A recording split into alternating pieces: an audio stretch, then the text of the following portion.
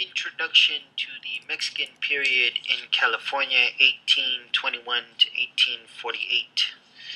By the early 1800s, Spain, a once dominant power in the Western Hemisphere, begins to lose its colonial possessions to independence movements throughout the Americas. Mexico will be a part of this movement, calling for its people to break the shackles of their Spanish colonial masters. Fought by Mestizo elites and indigenous peasants, Mexico gains its independence from Spain in 1821, and California will become a part of Mexico from 1821 to 1848. This is known as the Mexican period or Mexican era.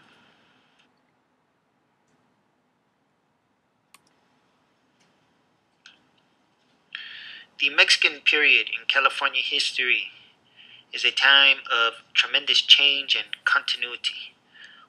While Spanish priests and fellow administrators flee back to Spain, there is a power void at the top, and the new caste system will emerge, determined and structured on the idea of racial purity. At the top, we have the new Mexican elite, who will refer to themselves as Californios, and they will be competing for power. At stake is the ownership of land, this very valuable resource, principally the ownership of vacated mission lands. At the bottom will be California Indians, who will continue to provide labor in a system of debt peonage. In the middle are what many California historians refer to as the middling mestizo class. Mestizo meaning racially mixed Mexicans of indigenous and Spanish blood. They are mostly poor peasants from central Mexico migrating to California in search of small plots of land.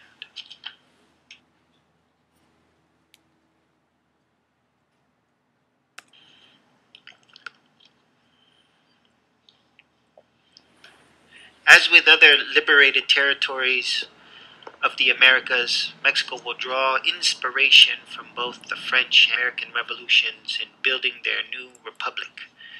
Mexican elites in central Mexico will draft a constitution in 1824 based on full racial and political equality.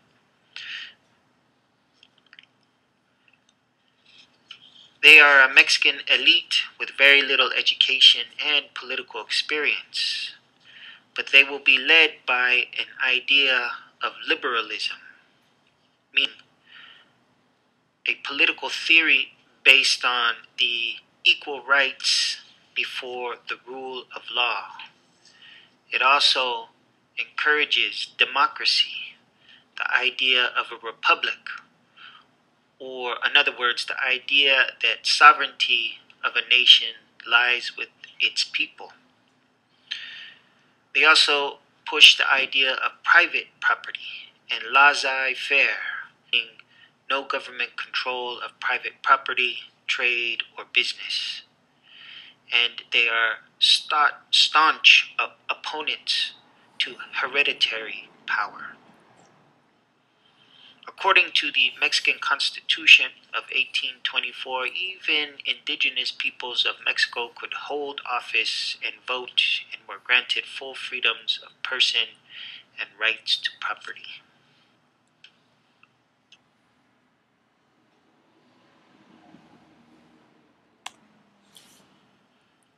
California, under a new Mexican government, will enforce some positive changes, such as the encouragement and support of freer trade with foreigners and their governments, and they will increase ranch land grants, including foreigners willing to be naturalized citizens and accept Roman Catholicism.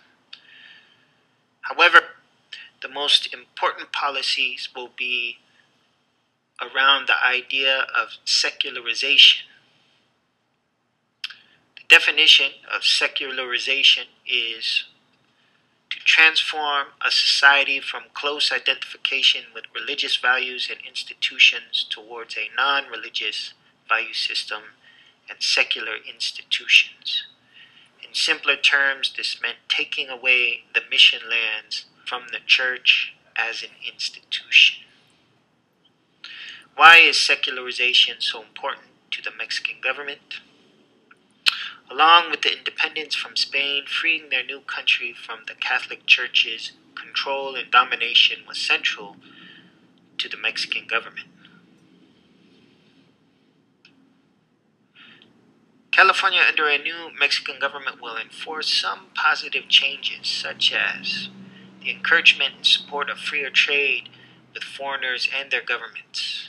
They will increase ranch land grants, including foreigners willing to be naturalized citizens and accept Roman Catholicism.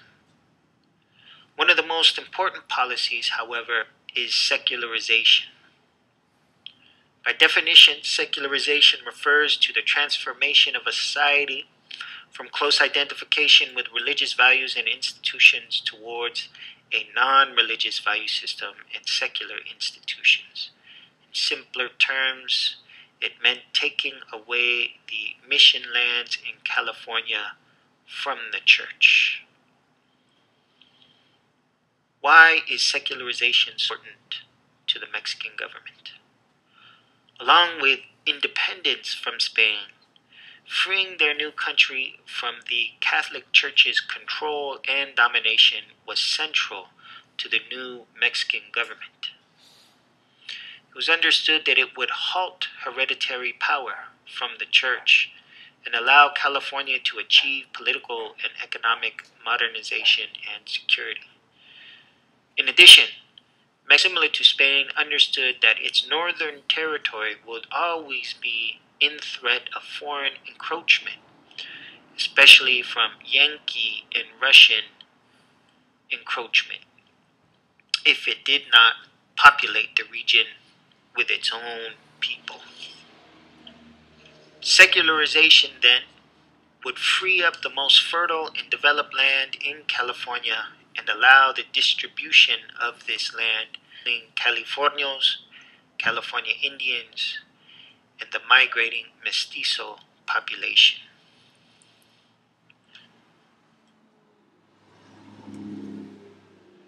While the Mexican government desired California mission lands to be distributed amongst the different racial classes existing in California, government officials had very little control in California in terms of what went on in that northern territory.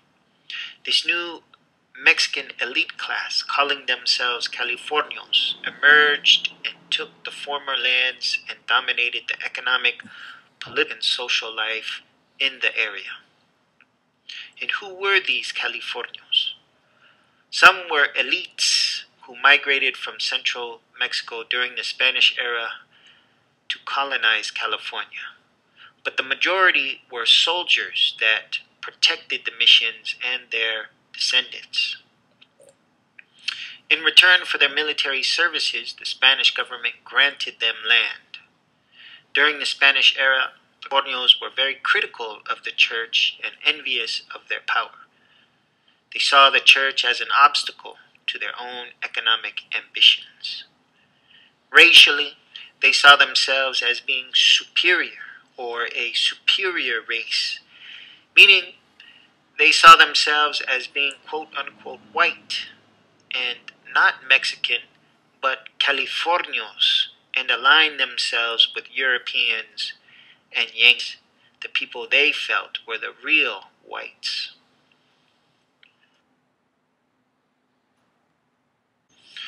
Ranch structure and characteristics.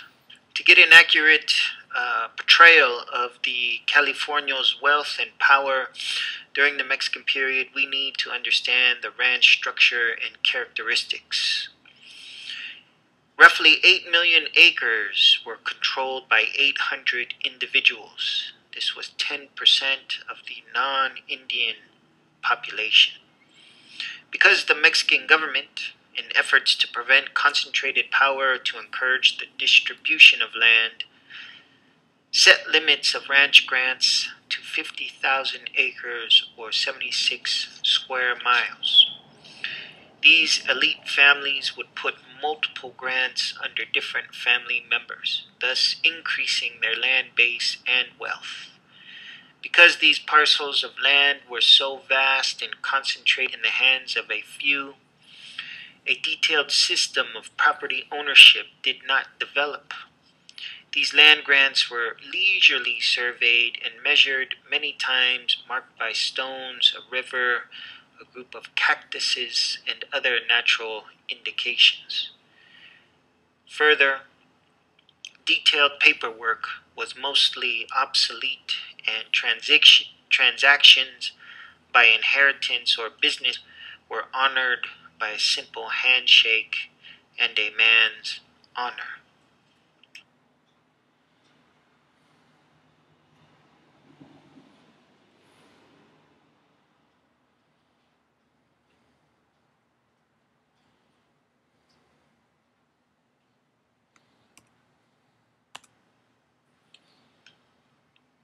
As with the missions during the Spanish era, these ranch estates became the central economic institutions in California. Unlike the missions that were self sufficient with large farms, agricultural fields, and workyards producing the goods necessary for a society, the ranch estates under the Californios concentrated on cattle ranching. Hides were dried out in the sun and fat rendered into tallows by melting in kettles. They traded their leather and leatherworks mostly with New England merchants in exchange for all of their necessities. Californios were then entirely dependent on imports. There was no industry and everything had to be imported. The skills to manufacture goods at the mission disappeared after secularization. They traded their leatherworks for cloth, silk, lace, and other luxury goods. It was a life of opulence. The Californios' diet consisted of some agricultural products, but mainly of fresh or dried beef.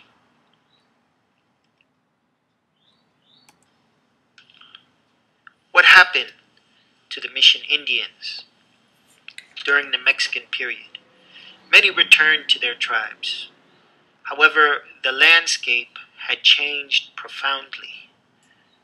The horses, mules, sheep, pigs, and goats introduced by the Spanish into the California biosphere ravaged the delicate native grasses and aspects of the natural environment, devastating the social fabric of Indian life.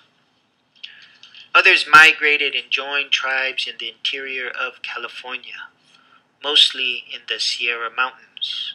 The majority, however, became landless peasants or laborers on the ranch estates and surrounding pueblos. They continued to live in a semi-feudal relationship where the landowner provided food, clothing in exchange for free labor. Once bound to the missions, they were now bound to the ranches in a cycle of debt peonage. The Mestizos, what many California historians call a third racial class, will emerge during the Mexican era in California. These are poor Mexicans from the South who migrated to California in search of small land.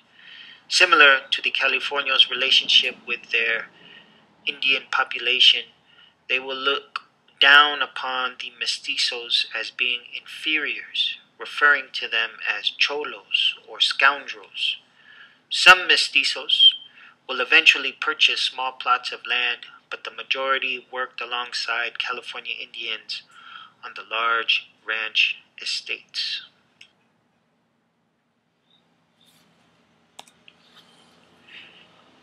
Daily life on these ranches. While the California Indians and poor migrant Mexicans provided labor and suffered in poverty, the Californial elite enjoyed a leisurely lifestyle. The daily life for the Californios is characterized as a life of opulence in continuous pursuit of pleasure. They often displayed their wealth by sharing it with others.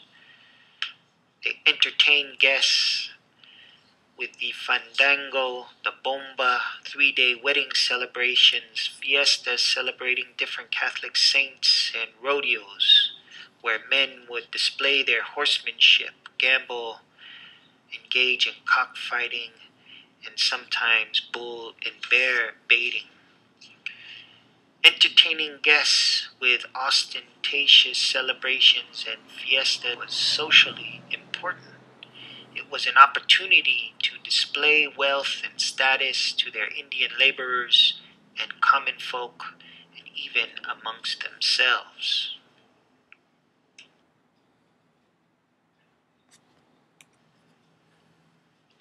The California Indian is also referred to as the quote unquote other.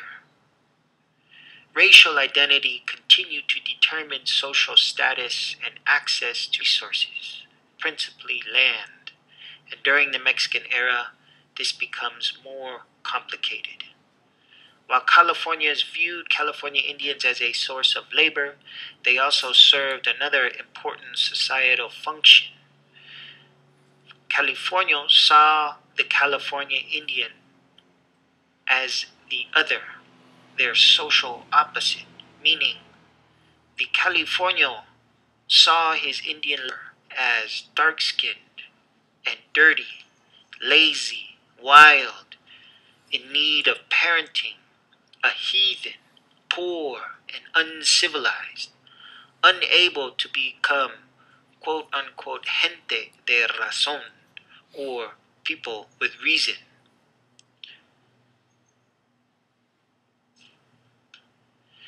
And because the continuous presence of the California Indian, the California then always had a reminder of himself as being the social superior. The Californio saw himself as being white, as being wealthy, a landowner, civilized, Christian, and gente de razón, or a person with reason. It was an us versus them mentality where race justified power and domination. This sense of entitlement and superiority based on racial, or the idea of racial purity, was in fact socially constructed and had no biological base to it. The fact is that most California elites were mestizo, meaning that due to generations of sexual relations between Spaniards and California Indians, Californios also had Indian blood in them. Many were even dark-skinned with Indian features. Even though most Californios had a dubious lineage, they were very conscious of social status and needed a way to justify the accumulation of land and wealth. Thus, in social circles, most Californios publicly denied their Indian blood and highlighted their Spanish lineage. It was a caste system then, where the caste actually determined your race. Land ownership and social status determined your race. Despite your racial lineage, if you owned huge tracts of land and people referred to you as a Don or Don Francisco or Don Jesus, and you rode a horse with your Indian servant running on foot beside you, then you were sure to be of pure Spanish stock. Or so it appeared.